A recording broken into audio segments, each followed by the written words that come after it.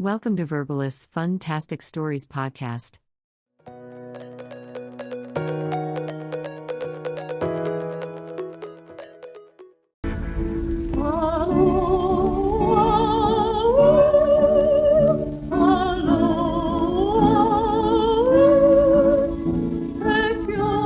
Hi, I'm Christy Shriver, and we're here to discuss books that have changed the world and have changed us. And I'm Garry Shriver, and this is the How to Love It podcast. This week, we are going in a totally different direction. I mean, literally and figuratively. We're doing something we've never done before, but it was inspired by Tolkien's love of mythology and genealogy and his fondness for names and the combination of all those things put together. We're going to spend this week talking about one of the most enchanting and remote places on Earth, the islands of Hawaii. Christy, from a historical perspective, Hawaii's history is fascinating and in some ways a micro expression of a lot of what has happened all over the world. And it's a place of immense beauty, incredible tragedy, a place where people have been exploited and brutalized, but also a place that starts and ends every conversation with a greeting of love, which is Aloha. I went there for the first time years ago and lived there for a short while. And as a teacher, I was on summer break, and I spent nearly every day in the sun with my beautiful 3-year-old daughter, Emily. We played on the sand, and we watched the surfers, and mostly just soaking it in and the sounds and the smells of a place that could not have been more of a contrast with the Midwest where I was born, or Memphis. And I'd hardly ever flown on an airplane up to that point in my life, and it was also the only time in my life that I ever had a tan that I could be proud of. I'm one of those people that can't tan. But anyway, I was mesmerized by Hawaii. Well, haven't we all? I mean, I was always enchanted by it as well, even though I'd never been. I remember my grandparents went there when they had their 50th anniversary. And my grandmother, now this is a woman who married my grandfather when she was 15, never went to high school, worked for the telephone company all of her life, very simple. But she came back gushing from Hawaii, talking about the beauty, the magic, meeting Tom Selleck. But that's a different story. Today, though, we want to talk about the stories that make up this amazing place. We also want to put Hawaii into the larger context of the Polynesian Islands. It's part of the United States as a state, but that's really only part of its recent history. The history of Hawaii is rich and it's old. Its language and culture are deep, and they're charming, and they're connected really to a much larger story. If you go to Hawaii, one of the must-dos is you need to participate in a luau.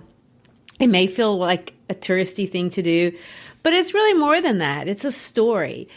The luau started in 1819 when King Kamehameha II ended the taboo system that forbade men and women from eating together. It's a feast. There's music and food and hula dancing and stories. It could be private, like a personal celebration of a rite of passage, but it can also be large, the story of an island itself. So today, we are going to look at the stories of Hawaii, a couple of ancient myths, a true story that's morphed kind of into a myth, but then we're going to end with the inspirational true story of a great and inspirational woman, Queen Liliuokalani, and her legacy lives and is most definitely not a myth, as we understand that word, but an enduring fact. Sound like we have a lot to get through, including pronunciations. I know. It's going to be a struggle, and it may be too much, but let's see how it goes. So let's start with the big picture. What is Polynesia? We know that Hawaii is a Polynesian island, but what does that mean? It's certainly not one place, so to spell that myth, if pardon the pun, the word poly means many, and there are over 1,000 islands scattered over 800,000 square miles. Oh, Lord. What is interesting is that even though there are many different indigenous people that live really separately on these different islands, there are actually many things they have in common, including their DNA. So, really? Yeah. When James Cook first landed in Hawaii, one of the things that shocked him was that the language of the Hawaiians shared cognates with languages used in other islands thousands of miles away.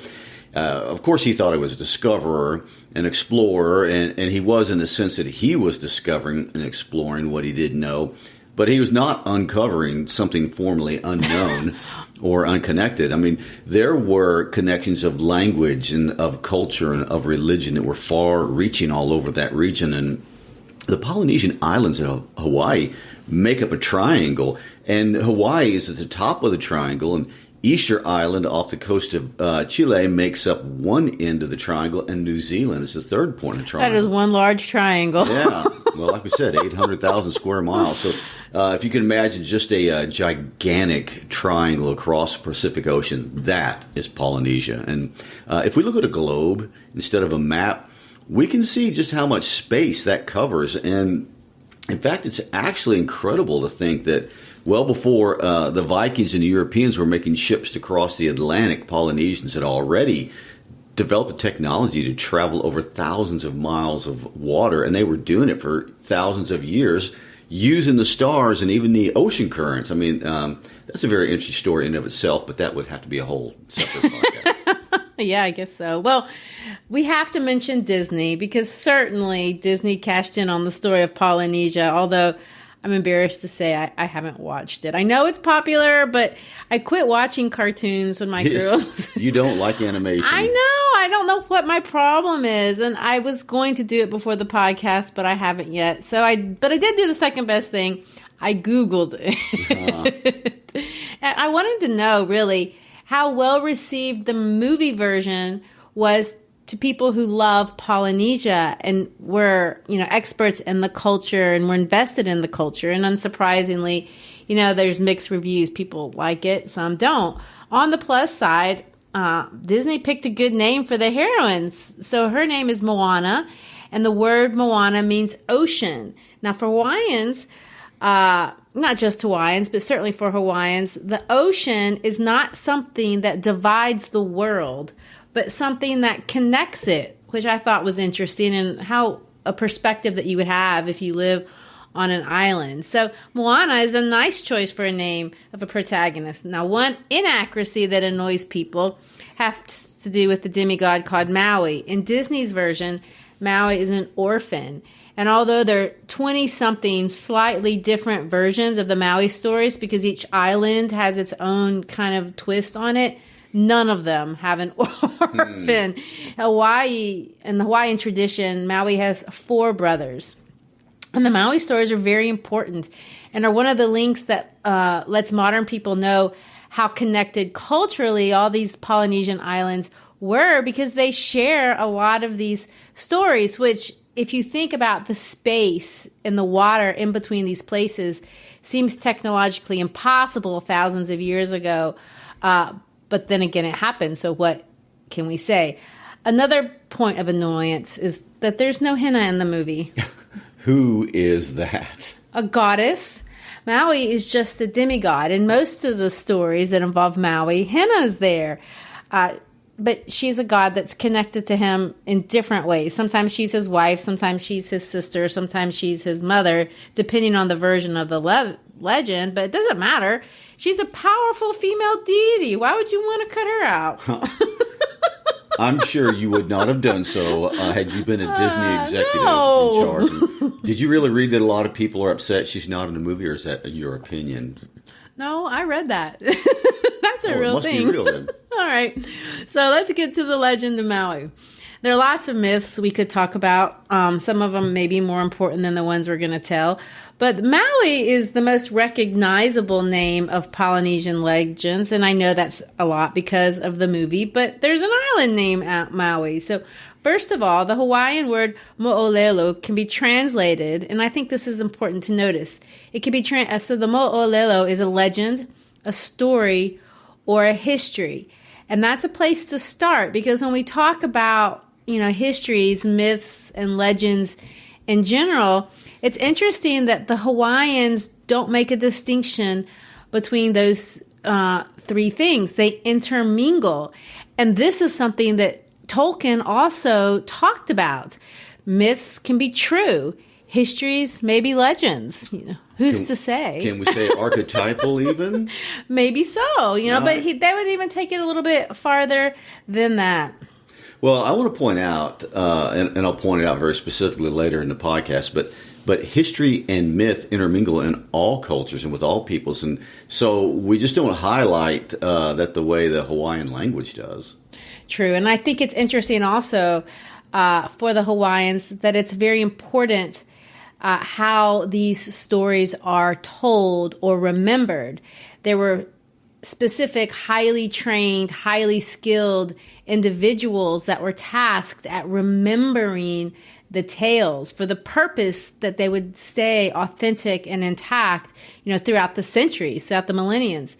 The Hawaiian people are called Kanaka Maoli, and they have an incredibly strong oral tradition, even to this day. In fact, it was mostly oral all through their history. The Hawaiian language did not have a written alphabet until 1826, when Christian missionaries created an alphabet for the Hawaiian language and then went on to develop a written form of the language after that. So that's, really late. Doing that is something that's gotten mixed reviews from historians and cultural critics as time has passed, and print culture as well as missionary influence. And next week we will introduce Chinua Achebe, and things fall apart. And I wanted to get into a little more about the controversy of Christian missionaries and local cultures, because in Africa that is a large part of the narrative, but in Hawaii the Christian influence has been, although checkered at times, more well received by the indigenous people, and definitely not the most controversial part of the story that we are going to tell today. However, we're getting ahead of ourselves, so let's go back in time to Maui. Okay. Well, Maui's myths. One version of his story goes like this, and these are just, small stories, but they're things that have stayed around for a long time. One day, Maui realized that people were being held down by the sky. They couldn't stand up. The sky had flattened leaves and was keeping plants and trees from growing, and people were suffering. So he realized he had to help. So he visits a kahuna, and a kahuna is a Hawaiian priest or healer. So the kahuna tattoos Maui with a magical symbol on his forearm, and this gives him great powers. He also went to a kapuna, which is an elder, and she gave him a drink for her gourd. Now this gives him his superpowers, and he becomes supernaturally strong to the point that he is able to push the sky above the mountains where you can see it today. That's powerful. It is powerful. Well, let me tell you another one, because this one involves henna. I told you can't leave her out. So in the Hawaiian version, Henna is Maui's mother, and she complains that her kapa cloth doesn't have time to dry because the days are too short. So Maui climbs up to the top of Haleakala volcano and waits at the top for the sun to rise. Then he uses a magical lasso made from his sister's hair, and he snares the sun's rays. By doing this, he is able to get the sun to agree to slow its pace across the sky, and this results in a longer growing season. Well, there you go. Once again, very powerful. Here's another one. This is maybe the most widely known. So one day, Maui pulls up the Hawaiian Islands by tricking his brothers into paddling their canoes with all their might to haul up each island. He then goes on to hook them using a magical and great fish hook that he calls the Manaya Kalani. The brothers thought they were pulling up massive fish, but really they were pulling up the Hawaiian Islands themselves. Oh my, a little bit of a mistake. I know. Stories are fun. They're short. There's a lot of them. But they do have some commonalities if you look at kind of their literary styles that make them somewhat distinctive. You'll see that all of them glorify the hero of the tale, because in Polynesian cultures, they're very centered around the chief. And so the chief is going to be somebody that you're going to glorify. These are not democratic peoples. Also, the myths use a lot of hyperbole. There's a lot of metaphor. We're going to enhance the deeds. We're going to enhance the attractiveness of the protagonist. There's a lot of names. Names are very important, and I didn't emphasize this because it's harder for me to say, and we kind of get lost in them. But names are very important in these cultures. Also, things like rocks and valleys in the sun are anthropomorphized. In other words, like we saw with the sun in this story, the sun is a character, and that happens a lot. Nature is in character, and nature engages the characters in the myths. Well, I mean, there are some things that cross over with Greek myths that we're more familiar with, but some that are unique, definitely. Oh, for sure. Well, before we leave Maui and the ancient myths, I think we should share the one where he discovers fire. Oh, yeah. Okay, so Maui is out fishing one day with his brothers. You know, they do that a lot. And he sees a very small plume of white smoke. So he goes over to see what it is, and he discovers a hen. And the hen is stamping out and trying to hide what is fire. Maui hides, and he watches the hen start another fire. The next day, the hen goes out to make her fire, but then she sees that Maui didn't go in the canoe with his brothers, so she doesn't make the fire. Maui realizes that this hen is onto him. So, to trick the hen, the next day he puts a large human-shaped thing in the canoe to make the hen think that he's gone out, and it works. So the hen makes the fire, rubbing limbs together. Maui jumps out, grabs the hen by the neck, and demands to be taught. How do you make this fire? Well, at first, the hen lies to him, and she tells him to rub water plants together. But eventually, you know, she was persuaded by his threats. Yes. She shows him how to rub dry sticks together. Maui, as punishment for lying to him, burns the crest of the top of the bird's head. And that's why the adult, I have a hard time saying this hen name, but Aleaula, or Hawaiian hen, has a red crest. Well, there you go. So let's transition from ancient myths and go to more modern ones. And this is where the Hawaiians are onto something by using the same word for myth and history. At the point I was making earlier, the next story I want to share is not a myth, but something that actually happened. But over the years, because of how we record history or how it gets misinterpreted, the events have been exaggerated, not too differently than the Maui stories, really. So on January 19th, 1778, the Hawaiians welcomed a British explorer, Captain James Cook, and he's considered the first European to ever visit the islands, although that's not undisputed. I mean, I've mentioned him before. He's a very famous person in British history during that time period. He sailed all over the world and up and down the coast of Canada, 3 expeditions into the Pacific Islands, into Antarctica. I wonder which one he preferred more.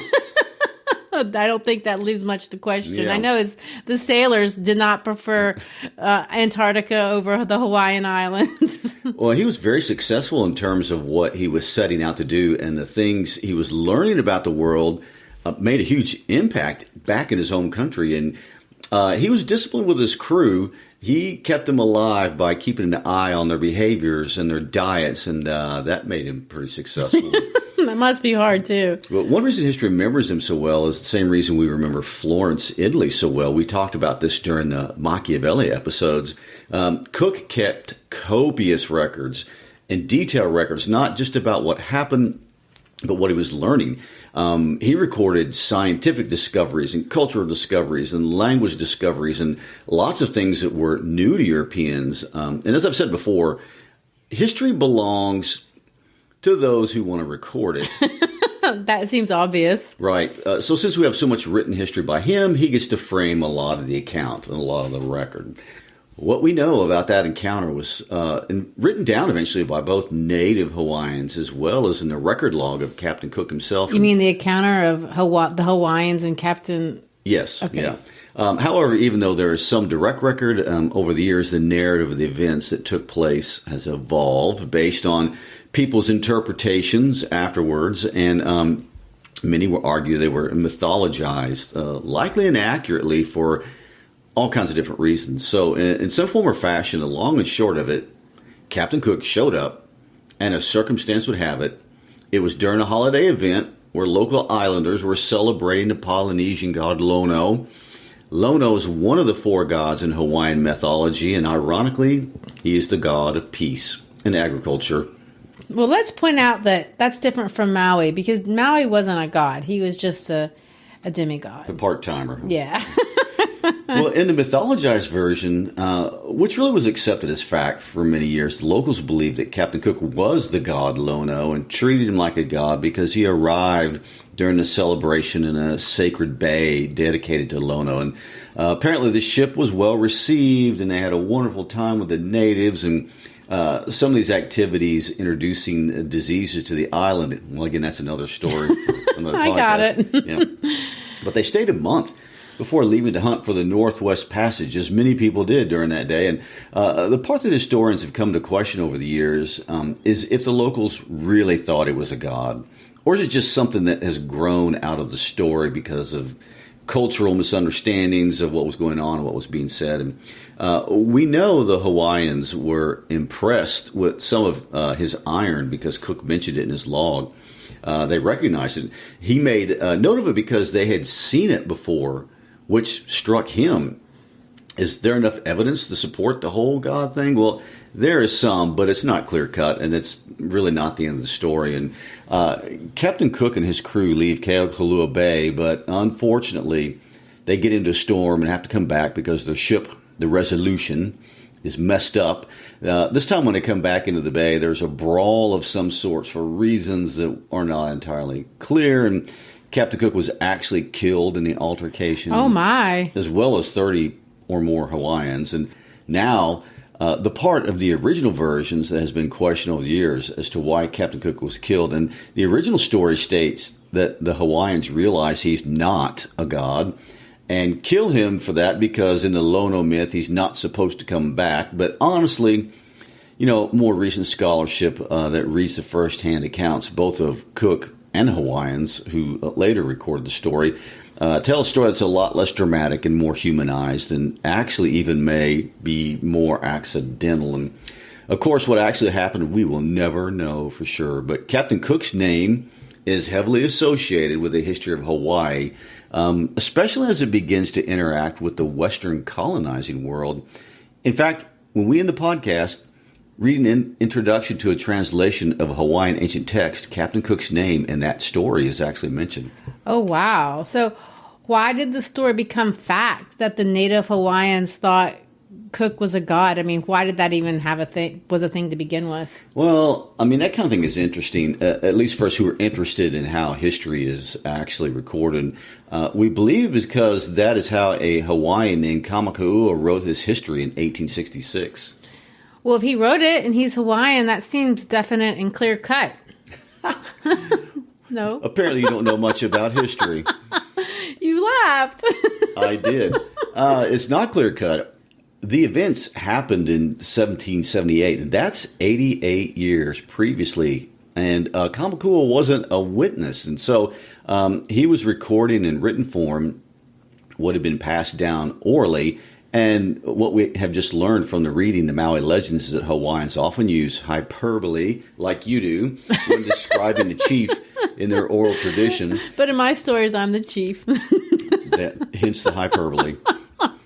They also use a lot of metaphors, and that's super cultural to them. If Hawaiian used the word Lono to describe Cook later, it's possible that it was a comparison, like what they were thinking when he showed up, not a literal interpretation. And also, as the leaders of the Hawaiians spoke to Cook, isn't it likely that they would have used flattery in order to get what they wanted? They may have called him Lono. The person who told the story heard it as such, but it wasn't because the chiefs thought that it was who they were actually talking to. And we know for a fact that Cook gave them a knife during their first meeting. So there are many possible explanations to the encounter. It's just one of the many problems historians have. And so that's why I say making the word myth and history the same is in some sense, it's likely a smart thing to do. And that way everyone knows that some things are potentially questionable or at least open to multiple interpretations. Well, I want to end with a story. That's interesting, but not a good story to end with. I want to end with one that's very documented about a real person. I know Captain Cook was a real person. But this person, inarguably, is a great American hero. although she wasn't really American by her own choice. Queen Liliuokalani. As a little girl, they called her Lydia. She was born September 2, 1838, attended missionary schools, and was very highly educated. But notice that she was born in 1838. That's only 60 years after Cook showed up in Hawaii for the first time. That's not a very long time. No, it isn't. And how she became the queen of Hawaii is interesting in itself. I mean, genealogy and names are such an important part of Hawaiian culture, but that's a story for another day. We've said that several times. Because there's so many stories. There are. Long story short, she became queen after her brother died, and she was the heir apparent. And this, again, will show you how inglorious history is. Hawaii, after being discovered by Westerners, quickly became a popular spot in the Pacific. It was geographically in the middle of the Pacific Ocean. The weather was perfect. Growing conditions were perfect. And so, obviously, financial interests, specifically American financial interests, saw an opportunity to grow sugarcane, among other things, and pineapples and stuff like that. And so, long story short, this happened not too long before Queen Liliuokalani began her reign. Her brother, King David Kalakaua, signed what today we would call the Bayonet Constitution, which basically limited the power of the monarchy and disenfranchised the native population. Well, if he's the king, why would he disenfranchise his own people?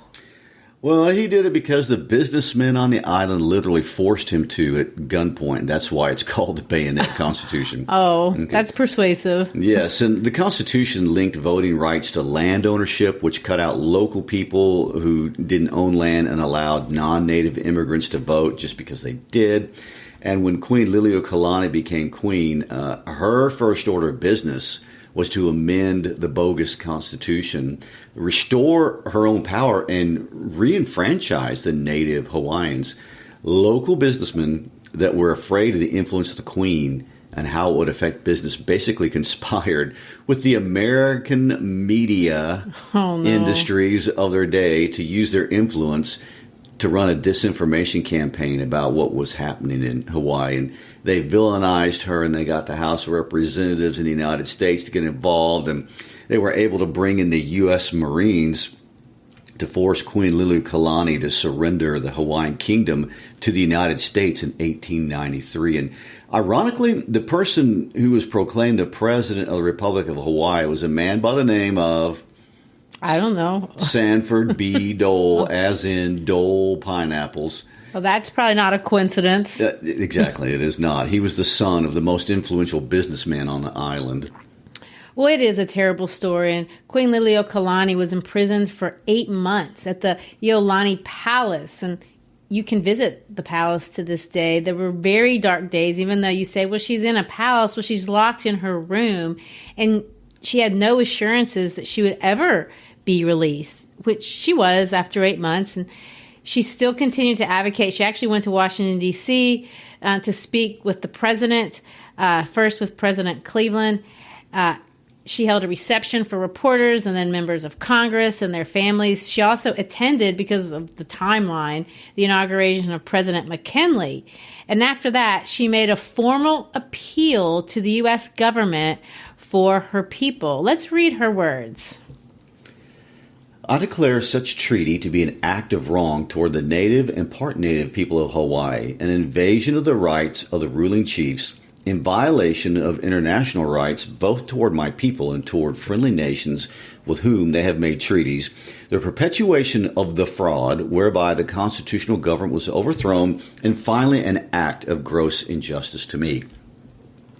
Because the official protest made by me on the 17th day of January 1893 to the so-called provisional government was signed by me and received by said government with the assurance that the case was referred to the United States of America for arbitration.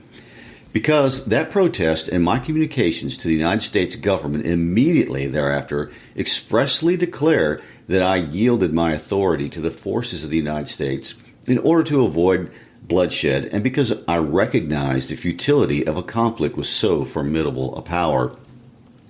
because the President of the United States, the Secretary of State, and an envoy commissioned by them reported in official documents that my government was unlawfully coerced by the forces, diplomatic and naval, of the United States, and that I was, at that date of their investigations, the constitutional ruler of my people. Therefore, I, Liliuokalani of Hawaii, do hereby call upon the President of that nation, to whom alone I yielded my property and my authority, to withdraw said treaty, ceding said islands from further consideration. I ask the Honorable Senate of the United States to decline to ratify said treaty, and I implore the people of this great and good nation, from whom my ancestors learned the Christian religion, to sustain the representatives in such acts of justice and equity as may be in accord with the principles of their fathers. And to the Almighty Ruler of the universe, to him who judgeth righteously, I commit my cause. Done at Washington, District of Columbia, United States of America, the 17th day of June, in the year 1897. Signed, Liliuokalani. Well, I would have voted for it, for her, but it just wasn't ever going to happen. I mean, all of world history, not just American history, world history is full of these kinds of stories of conflicts. And in 1898, William McKinley, unsurprisingly, signed into law a joint resolution of Congress to annex Hawaii to the United States, although the legality of doing something like that is obviously disputed even to this day. They're just a few weeks later before Queen Liliuokalani was going to turn 60 years old. She would never be queen again. On Queen Liliuokalani's 73rd birthday, she gave a birthday present to her people. She had her trustees set apart a piece of property and created the Liliuokalani Garden. And then when she died, in her will, she didn't have any children. She created an estate to provide for the orphan children of Hawaiian blood. It's since been amended to include other races of all orphans in Hawaii. So her legacy lives through the ongoing Liliuokalani Trust, which is active to this day. Well, her story is so intermingled with the story of Hawaii, which is shocking when you're looking back on it, but it's also encouraging on a personal level. She didn't win her battle, but she never stopped advocating for her people and the ones that she loved. And in spite of all that, it was so discouraging losing her country. She still made her life count in a significant way and has improved the lives of many years after her death. Well, and she also left an important literary legacy, and that's the last thing I want us to talk about. There's a couple of things that she did. While she was locked up and imprisoned in the palace, she used her time to do two things. The first thing she did was she made a quilt. Now, a quilt is a very important Hawaiian tradition, but in her case, she just wasn't making a piece of art. She wanted to make an important political document. She wanted to document the overthrow of her government, and you can see that quilt today in the Bishop Museum there in Honolulu. And of course, in 1894, when the Hawaiian flag came down and the American flag went up, many people began making quilts out of the Hawaiian flag as a form of protest, and often they would hide them under their beds, but they had them and they wanted to remember the monarchy. I mean, I would think that would be true.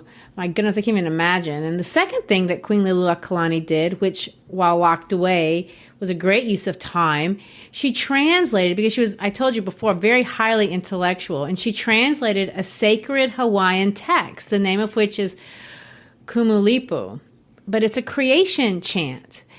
She transcribed over 16 eras that incorporated the emergence. It kind of sounds like a Darwin explanation, but it's a myth. And it incorporates the emergence of sea creatures and insects and land plants and animals, and eventually gets to humans.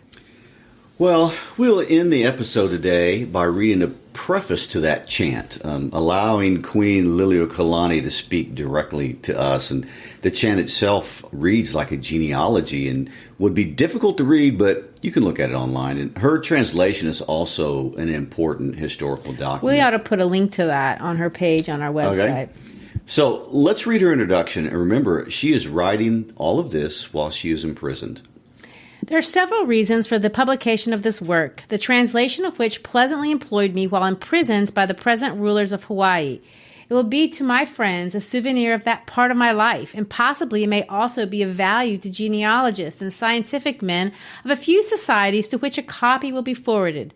The folklore traditions of an Aboriginal people have of late years been considered of inestimable value. Language itself changes, and there are terms and allusions herein to the natural history of Hawaii which might be forgotten in the future years without some history as this to preserve them to posterity. Further, it is the special property of the latest ruling family of the Hawaiian Islands, being nothing less than the genealogy in remote times of the late Kalakaua, who had it printed in the original Hawaiian language, and myself. This is the very chant which was sung by Puo, the high priest of our ancient worship, to Captain Cook, whom they surnamed Lono, one of the four chief gods dwelling high in the heavens, but at times appearing on the earth. This was the cause of the deification of Captain Cook under the name and of the offerings to him made at the temple or heiaua at Hikiau, Keakalua, where this song was rendered. Captain Cook's appearance was regarded by our people then as a confirmation of their own traditions, for it was prophesied by priests at the time of the death that he, Lono, would return anew from the sea in a Spanish man of war or Awalaua, to the navigator that accordingly gave a welcome with the name of Lono. She does go on to list the genealogy of the monarchy, and she's going to make a lot of historical connections that consist of a lot of names. As you can see, I'm not very good at pronouncing, but I want to pick up at the end of her final words.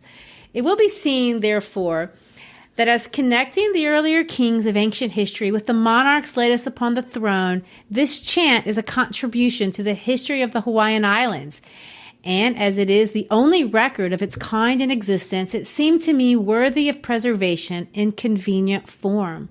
I have endeavored to give the definition of each name as far as it came within my knowledge of words, but in some cases that could not be done because of the true significance has been lost. The ancient Hawaiians were astronomers, and the terms used appertain to the heavens, the stars, terrestrial science, and the gods. Curious students will notice in this chant analogies between its account of the creation and that given by modern science or sacred scripture.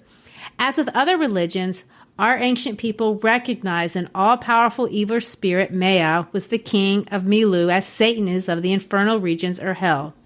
I hope that to some interested in all that pertains to Hawaii, this may give one half the pleasure which it gave to me in the translation and preparation of the manuscript. And that is our hope with this podcast as well. We hope we've introduced you to just a small part of the long and complex story of a wonderful people, the Hawaiian people, a people that greet and send off everyone they meet with aloha, a way of life where you share your essence of love and your friendship at every coming and going. And if you recognize the song that we're playing at the beginning and at the end, it was written by Queen Liliuokalani herself.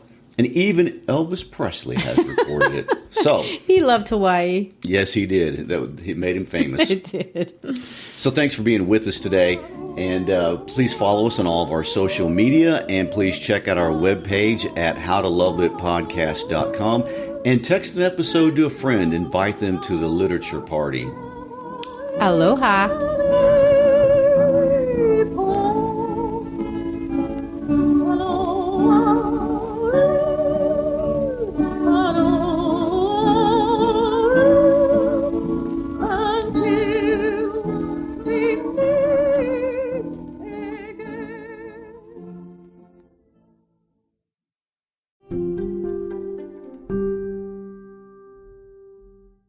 No story lives unless someone wants to listen. So thank you for listening to Verbalists' Funtastic Podcast, the home of interesting and fun stories. Follow Verbalists on Instagram, Facebook, and YouTube to catch more. We also invite you to visit our website verbalistseducation.com to explore the world of education, study abroad, and travel. Thanks again, we'll see you next time. Until then, stay fantastically fun.